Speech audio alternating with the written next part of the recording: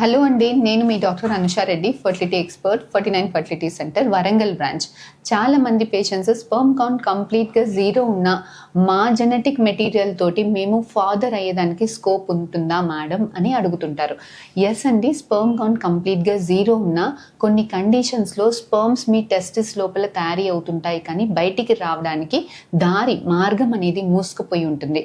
కొన్ని కండిషన్స్లో స్పర్మ్ తయారీ అయ్యేదానికి హార్మోన్ సరిగ్గా మన బాడీలో ప్రొడ్యూస్ అవ్వకుండా ఉంటాయి.